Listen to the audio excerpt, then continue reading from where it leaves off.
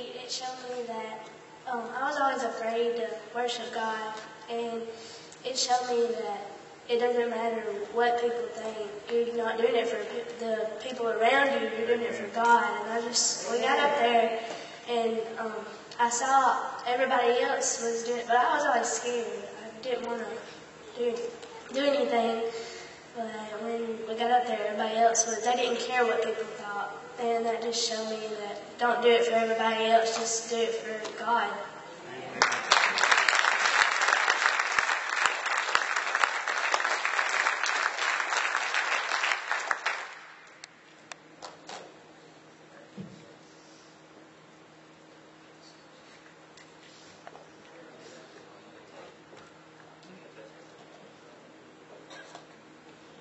I also found out that God can be anywhere.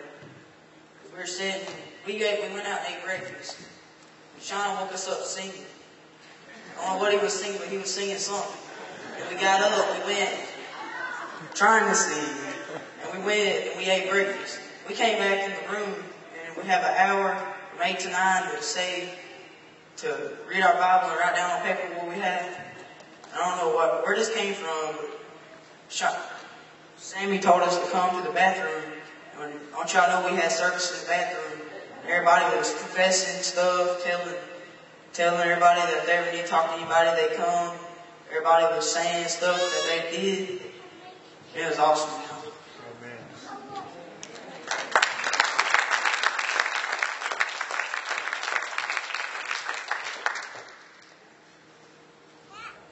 And Saturday night, we met with the River and their youth, and their youth pastor spoke to us and had a couple of them, their youth leaders, to speak to us. And they were all going along with the same thing. And before the thing was, like Sean, before he went to the bathroom, their group was all fired up, lifting their hands, praising God.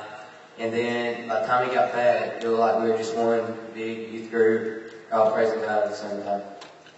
Same way.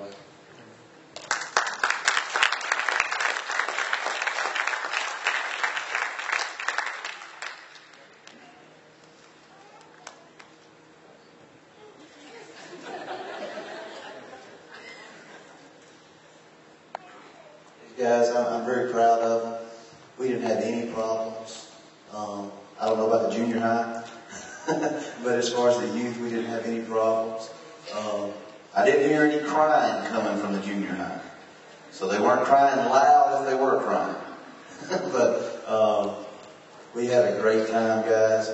These kids, I'm so proud of them. Like I said, you don't understand. If you knew where they were at before we went, you'd have a greater appreciation of what they just said. And one thing that they were talking about, we went to the bathroom, God kept saying, the scripture, something I learned as a kid, thy word is a lamp unto my feet and a light unto my path. And I got to thinking about that. And the reason we went to the bathroom is it was the only place dark. But I mean, it was a huge bathroom. We had plenty of room. And we took a flashlight in there. And, but you got to have God always in front. Because if you put him to the side, he's not where he should be. He shouldn't walk beside you. He should walk in front of you. You should always be following after him. And so we just took the flashlight to kind of show things that if I've got the flashlight, God, in front of me, shining on my path, I'll never stumble. I can see the pitfalls. I can see what the devil's placed in front of me. And all that, so I'll be better prepared to take another course, take a left, take a right. And then we kind of showed, that if the flashlight's behind me, and I'm leading the way, I can't see anything. I'm going to fall in every pitfall. I'm going to stumble over every rock. And that was the reason that we went into the bathroom. But man, God moved.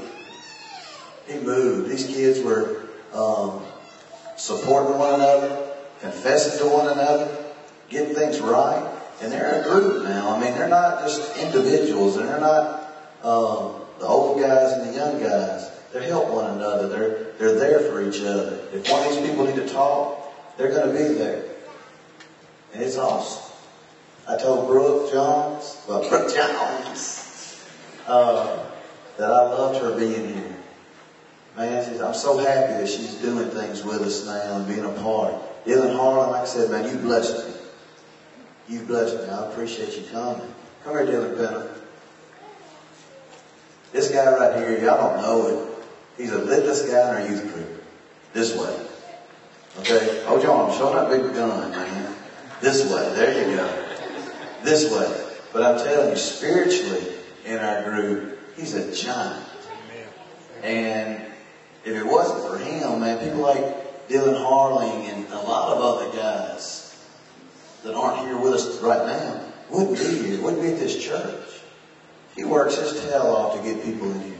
For Steve, for Sunday school, for church, for retreats, anything. He's always doing. He's not just giving you lip service when he says he doesn't want to see his friends go to hell. He is walking that walk, and I appreciate it.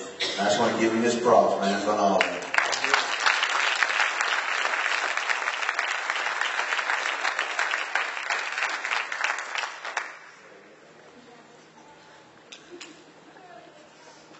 They shared all they want to share.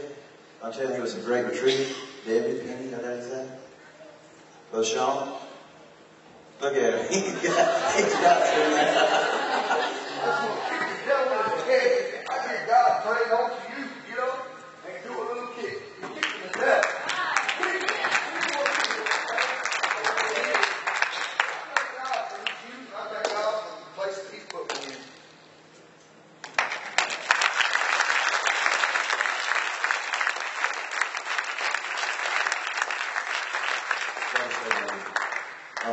We're going to end service tonight. I know it hasn't been long. I'm telling you, we're tired. I was telling someone, we can play basketball and football and baseball all day long. Man, you try to worship God all day. That drains you, man. I don't know what it is. But I mean, it's like you're so full of God, yet you're still so hungry for Him too. All going on at the same time.